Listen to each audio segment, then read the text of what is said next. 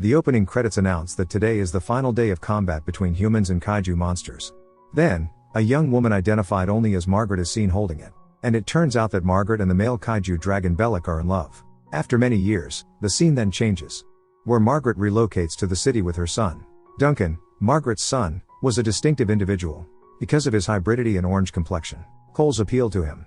Margaret reassures Duncan that despite being different, he shouldn't have to worry about being teased by other students as he heads off to school. And you should always have confidence in yourself. Later, it was revealed that Duncan was attending a school. On the way, Troy and his pals tease him. But Duncan ignores his mother's advice and does as she says. After attending school, Duncan meets a woman by the name of Jenna. And he likes her right away. She is a youth club leader, and she is planning a homecoming party, it is revealed. She previously dated Troy, too. Following that, it is evident that a biology class was held. And Duncan makes friends with Isabel and Kenny, 2 students.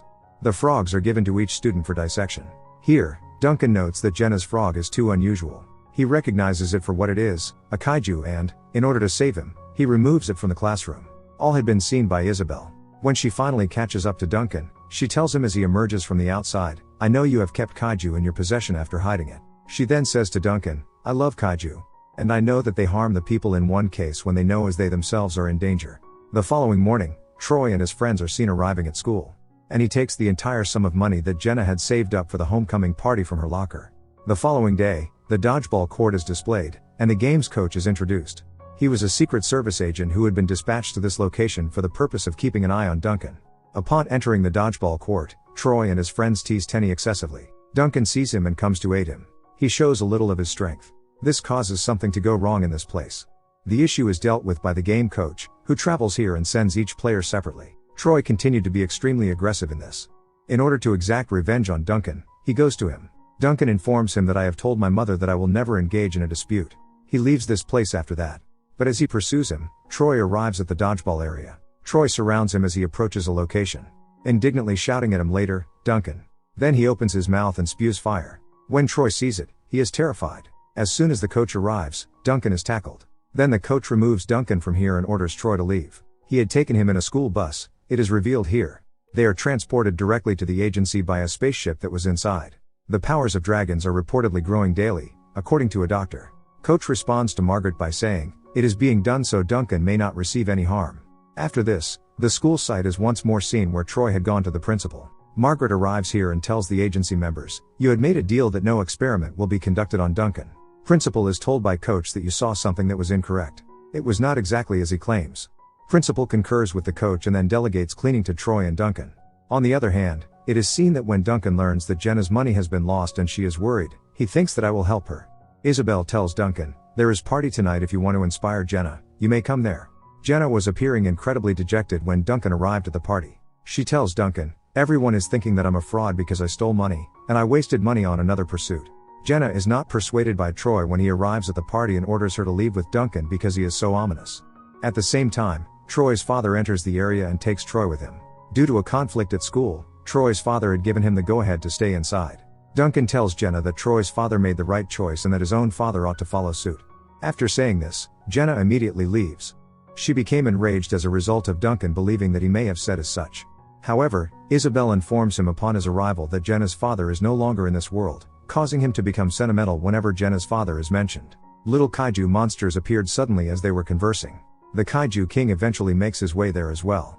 Isabel orders everyone to leave the party and asks Duncan why he has returned after 16 years.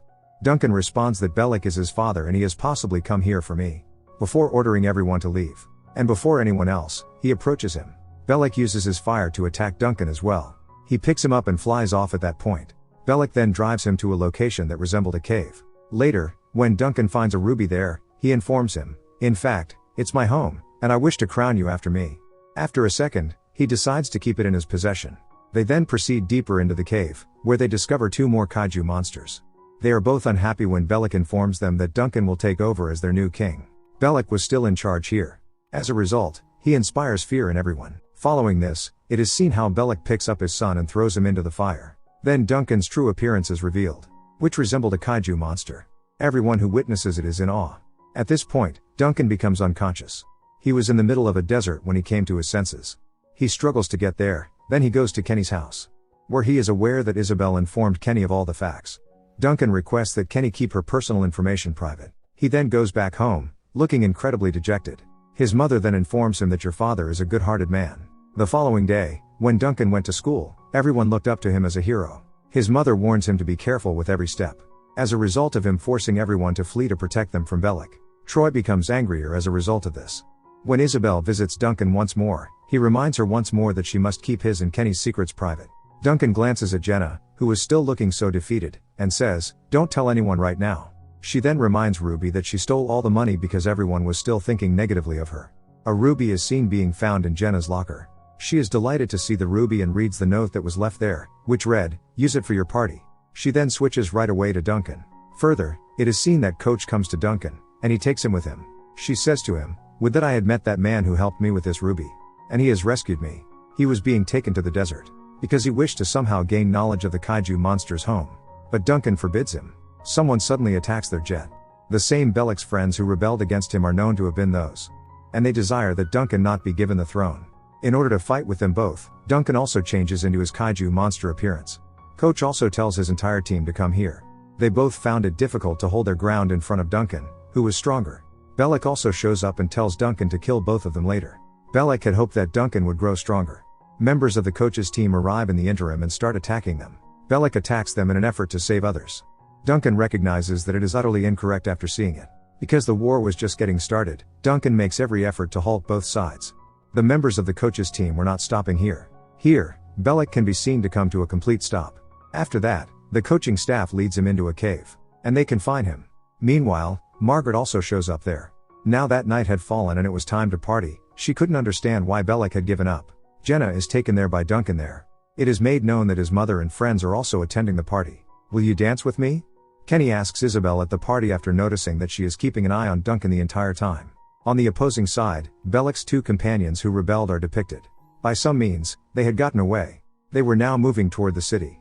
The homecoming king and queen, on the other hand, are announced by the principal during the celebration. Here the king and queen had been replaced by Jenna and Troy. They are then asked to dance by the principal. Duncan is upset after hearing this. Duncan is sad when Isabel takes him dancing. Kenny becomes extremely hostile upon seeing him.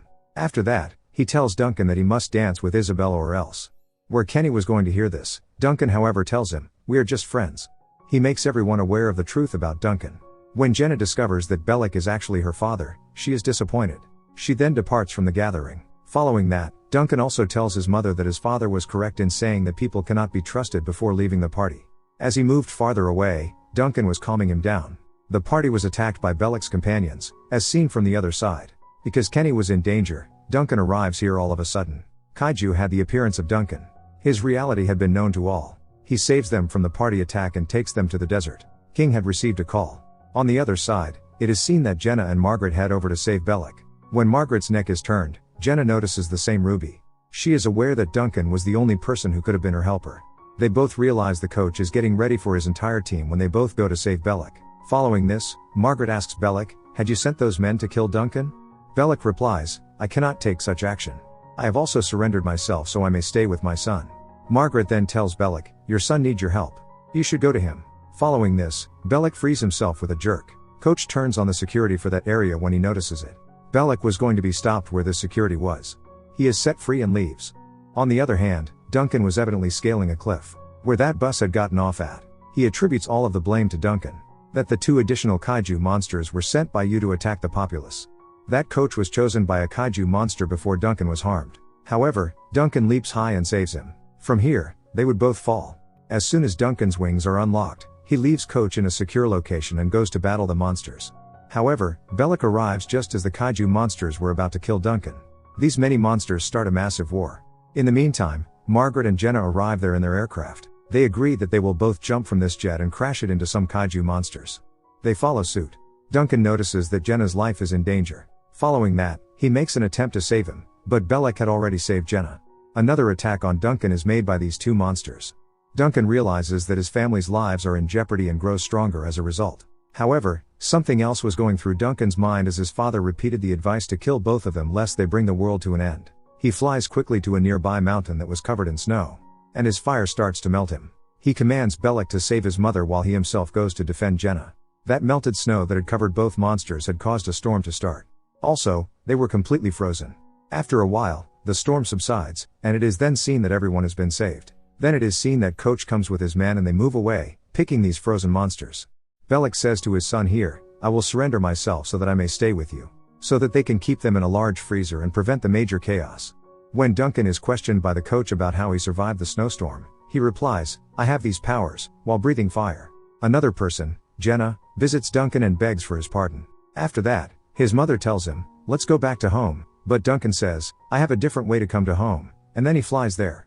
At this point, the film ends. That's all for today's video and thanks for watching it. If you liked it, make sure to give it a thumbs up and share it with your friends.